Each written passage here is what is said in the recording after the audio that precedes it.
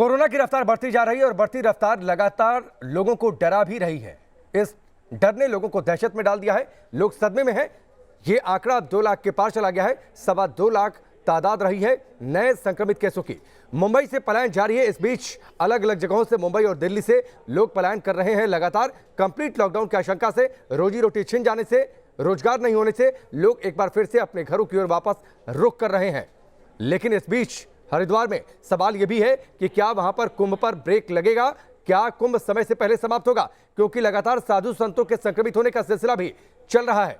राजस्थान से भी जो खबरें आ रही हैं वो खबरें बहुत बेहतर नहीं है। राजस्थान में भी कोरोना के मामले बढ़ रहे हैं। वहीं जयपुर में बद इंतजामी की पोल भी खुल रही है। टेस्टिंग सेंटर पर लोगों की भीड़ उमड़ रही है, जिससे सोशल डिस्टेंसिंग की धज्जियां उड़ रही हैं। ग्राउंड जीरो से इस रिपोर्ट को देखिए। राजस्थान में कोरोना की दूसरी लहर में लगातार कोरोना संक्रमण मरीजों की संख्या तेजी से बढ़ रही है, तो वहीं मौत का ग्राफ भी तेजी से बढ़ रहा है। बीते दिन 6,558 संक्रमित मरीज आए तो 33 लोगों की मौत हुई। अप्रैल माह में लगातार कोरोना रिकॉर्ड तोड़ने पर आमादा है। बावजूद इसके लापरवाही की तस्वीरें केवल बाजारों में नहीं है, सिस्टम में भी नजर आ रही हैं। फिलहाल जो आप तस्वीरें देख रहे हैं ये SMS के कोविड जाँच केंद्र की हैं और इन तस्वीरों को देख के आप इस बात का अंदाज़ा लगा सकते हैं कि यहाँ जो लोग जांच कराने आए हैं वो कोरोना की जांच कराने आए हैं या कोरोना साथ ले जाने आए हैं, ये शायद इनको खुद तय करना होगा। क्योंकि जिस तरह की सोशल डिस्टेंसिंग यहाँ दिख रही है, अगर मान लो इनमें एक व्यक्ति कोरोना पॉजिटिव है तो क्या दूसरा व्यक्ति बच पाएगा उससे? ये कल्पना करिए आप। पूरी जो लाइन आप देख सकते हैं, कहीं भी दूरी नहीं है, बहुत पास पास खड़े हुए हैं और ये खुद भी नहीं समझ पा रहे हैं खुद के लिए कितना बड़ा खतरा बन के उभर रहे हैं लगातार। आप जाँच कराना है कोरोना की? जी। आप ध्यान है आपकी सोशल डिस्टेंसिंग की पालना कर रहे हैं नहीं कर रहे हैं आप? डिस्टेंसिंग की पालना कर रहे हैं, लेकिन क्या करें, पब्लिक ही ऐसी है जी। कर रहे हैं। ये लोग हैं। कुछ और समस्या यहाँ बता रहे थे आप लोगों से। आप कुछ कह रहे थे कि यहाँ आपकी जांच के लिए आप लाइन लगे, लेकिन आपकी जांच नहीं हुई। नहीं, सुबह हम 8 बजे आए थे, लाइन में लग रहे थे। यहाँ पे कुछ नहीं लिख रखा है कि यहाँ स्टाफ की जांच होगी, लेडीज़ की जांच होगी। हम आए, लाइन में लगे, उधर लगे, पहले उन्होंने इधर भेज दिया, यहाँ लगे, फिर एकदम से इन्होंने मना कर दिया कि यहाँ लाइन मतलब स्टाफ की जांच होगी, तुम्हारी जांच नहीं होगी। हम हट गए, लाइन में खड़े हैं। 8 सुबह से लाइन में आए हैं। आप लोगों के साथ क्या हुआ? आप लोग जाँच कराने आए यहाँ पर? हाँ, जांच कराने आए थे। हॉस्टल में मैंडेटरी कर रखा है जांच कराना। तो हम सुबह से वहाँ लाइन में लगे थे। यहाँ तक पहुँचे तो बोलते हैं स्टाफ की लाइन, आप उस लाइन में जाइए। यहाँ कुछ लिखा भी नहीं है कि मतलब स्टाफ की लाइन है या नहीं है। तो फिर हमें यहाँ भीड़ भड़ाका हुआ, मतलब जो दवाई ववाई भी यहीं दे रहे हैं। फिर हम वहाँ साइड में खड़े हो गए। अब यहाँ कोई है नहीं, यहाँ इनका सीनियर भी नहीं आ रहा। कोई इनको बोला कि सीनियर को बुला लो, बात कीजिए, तो कोई वो एक्शन नहीं ले रहे। कोई इन्होंने मतलब डिस्टेंसिंग का पालन भी नहीं कर रखा। हम साइड में खड़े हो गए, इसलिए आके सुबह से यहाँ खड़े थे और अभी कोई इनका डॉक्टर आया नहीं है। गेट बंद कर देते हैं, अंदर किसी को शिकायत करने जाते हैं तो गेट बंद कर देते हैं। देखिए, अंदर की तस्वीर हम आपको कैमरे में दिखाएं कि किस तरह लोग यहाँ गंभीर स्थिति में आए, उनको बार बार गेट बंद करना पड़ रहा। लेकिन ये तस्वीरें क्यों बन रही हैं? आखिर कोरोना के हालात क्यों बन रहे हैं? इन तस्वीरों से आप ये चीज़ बखूबी समझ सकते हैं। बिल्कुल दूरी नहीं है सोशल डिस्टेंसिंग की, और कई जगह तो हालत ये है कि मास्क भी नहीं लगाते हैं, फिर उनको मास्क लगवाया जाता है। ये तमाम लोग यहाँ जाँच कराने आए हुए हैं।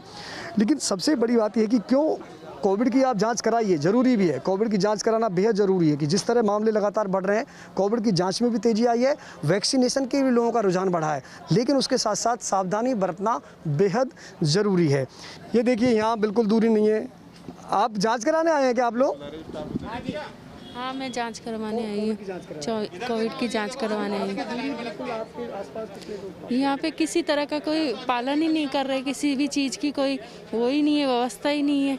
कोई गार्ड वगैरह होना चाहिए, हर किसी को एक को समझाने वाला होना चाहिए कि हमें अलग अलग दूरी बनाए रखनी चाहिए। किसी भी चीज़ की वो नहीं है यहाँ पे। कोई पालन नहीं हो रही, कोई व्यवस्था नहीं है, कोई पालन नहीं है, किसी भी चीज़ का वो नहीं है। सब एक दूसरे के ऊपर चढ़े जा रहे हैं। ये देखो तस्वीरें, अब इतनी पास पास ये लोग खड़े हैं और सभी कोविड की जांच कराने आए हैं, तो इससे आप अंदाज़ा लगा सकते हैं कि कितनी दिक्कतें आगे हो सकती हैं। अगर कोविड जांच केंद्रों पर इस तरह की तस्वीरें सामने आएंगी तो आप अंदाज़ा लगाइए कि किस तरह जो लगातार कोरोना के मामले बढ़ रहे हैं वो क्या रुकेंगे? क्या इस तरह थामेंगे?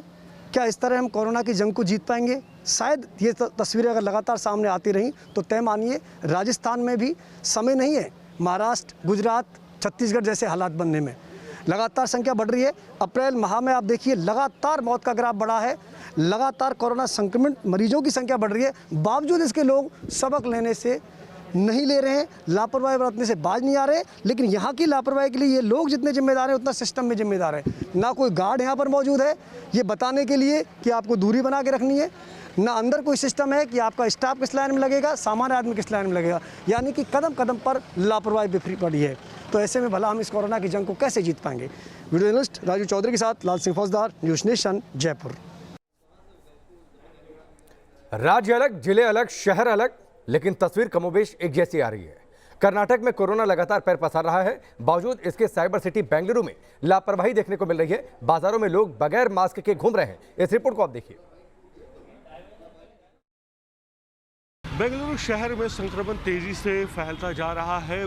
शहर में इस समय 71,000 कोरोना के एक्टिव मामले हैं, लेकिन इसके बावजूद कई लोग लापरवाही बरत रहे हैं।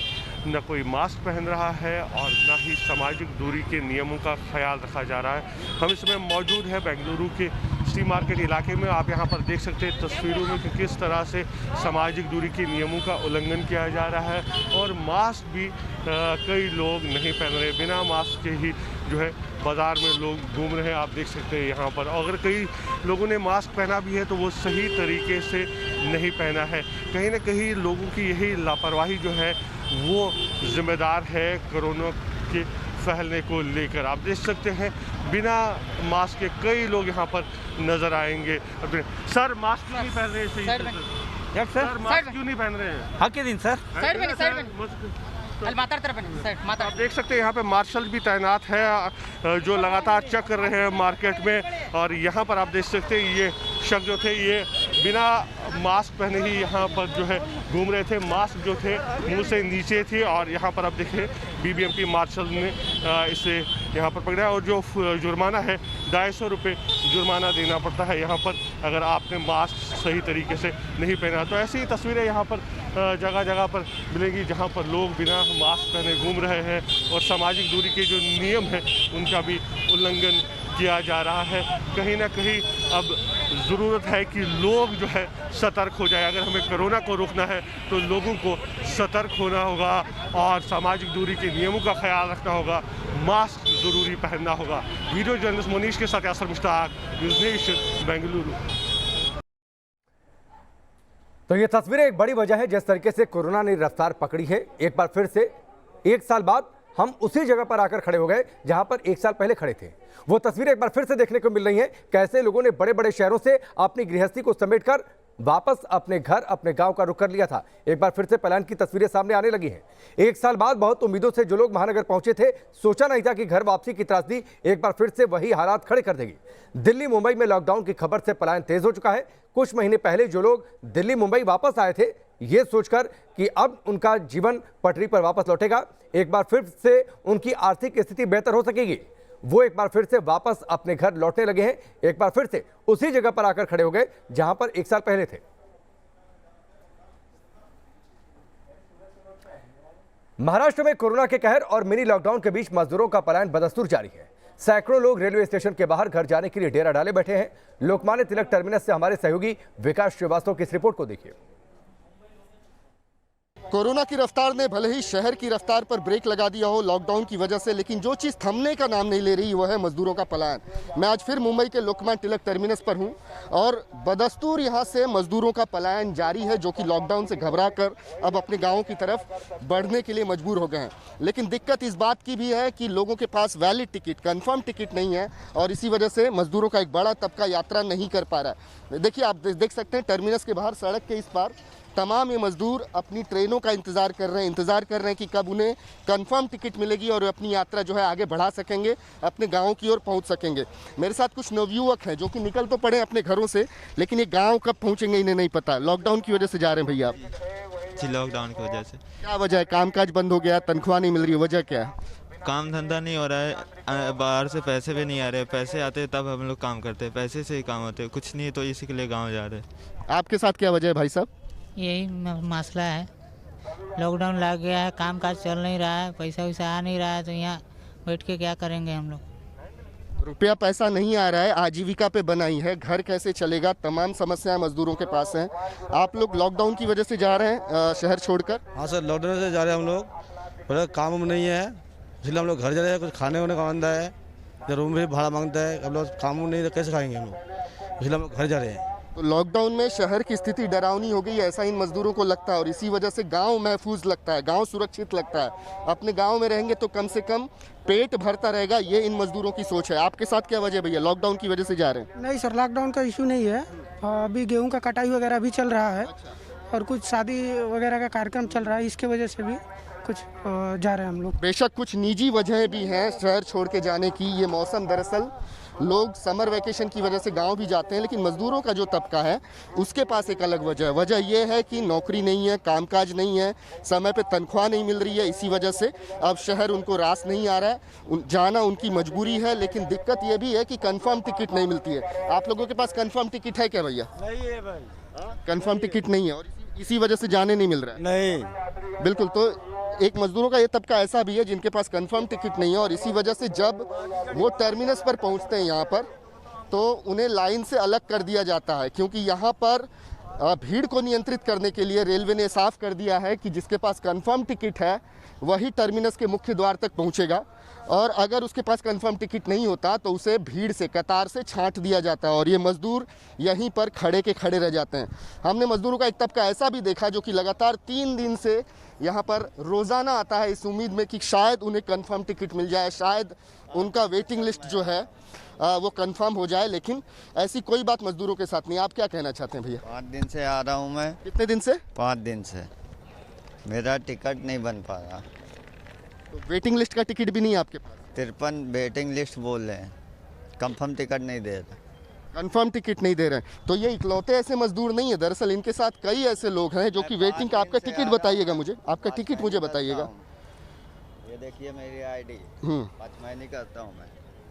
अच्छा, ये वॉचमैन है, ये वॉचमैन है। लॉकडाउन की वजह से अब गांव जाना चाहते हैं, लेकिन इनके पास कंफर्म टिकट नहीं है, इसी वजह से गांव नहीं जा पा रहे हैं। और ऐसे मजदूरों का एक बहुत बड़ा तबका जो है रोज़ाना लोकमान्य तिलक टर्मिनस पर पहुंचता है, जो कि 3 दिन से 5 दिन तक लगातार यहाँ पर आ रहा है, लेकिन उन्हें इस बात की राहत नहीं मिल रही है कि उन्हें कंफर्म टिकट मिल सके और वही आगे की यात्रा कर सके। वीडियो जर्नलिस्ट अनिल शिंदे के साथ Vikas Shrivastava, News Nation, Mumbai. Break के बाद चलिए आगे बढ़ते हैं। पंजाब, हरियाणा और चंडीगढ़ में भी कोरोना के मामले लगातार बढ़ते जा रहे हैं। चंडीगढ़ में वीकेंड लॉकडाउन का ऐलान कर दिया गया है। पिछले 24 घंटे में चंडीगढ़ में 400 नए केस सामने आ गए। यहां डराने वाली बात यह है कि कोरोना के यूके वेरिएंट के 70% मामले दर्ज किए गए हैं। ग्राउंड रिपोर्ट के लिए देखिए हमारे सहयोगी विशाल ठाकुर की ये खबर। पंजाब, हरियाणा और चंडीगढ़ में लगातार संक्रमण की दर जो है वो बढ़ती जा रही है। अगर सबसे पहले पंजाब की बात करें तो पंजाब में पिछले 24 घंटों में 51 लोगों की मौत जो है वो कोरोना से हुई है। वहीं पर 4000 से ज़्यादा जो है वो केस नए कोरोना संक्रमित में आए हैं, यानी कि 4333 जो मरीज हैं वो कोरोना के आए हैं, जो एक दिन में सबसे ज़्यादा संख्या पंजाब में है।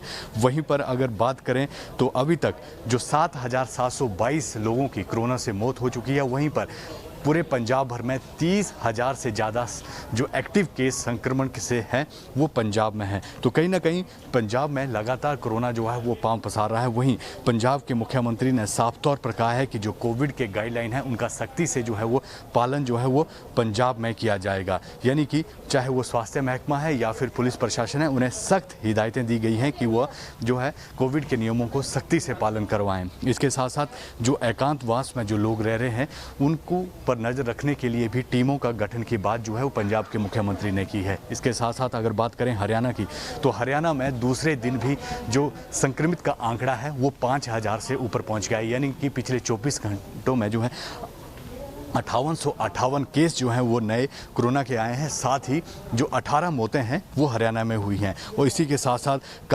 पिछले कल जो हरियाणा के मुख्यमंत्री हैं उनकी अध्यक्षता में मीटिंग हुई थी और उसमें ये भी निर्णय लिए गए हैं कि जो पब्लिक मीटिंग है, कोई भी गैदरिंग है, उसमें जो है वो 200 से ज़्यादा लोग जो हैं वो शामिल नहीं होंगे और इंडोर में 100 से ज़्यादा लोग जो हैं वो अब शामिल नहीं हो पाएंगे। साथ ही जो हरियाणा के स्वास्थ्य मंत्री हैं उन्होंने साफ तौर पर कहा है कि अब हरियाणा में आने वाले दिनों में और जो है वो देखने को मिलेगी। उसके साथ अगर चंडीगढ़ की बात करें तो चंडीगढ़ में पिछले 24 घंटों में 400 से ज़्यादा केस जो है वो कोरोना के आए हैं। साथ ही यूके वेरिएंट जो है वो चंडीगढ़ में पाया गया है। पीजीआई के जो प्रशासन है उन्होंने 70 सैंपल जो हैं वो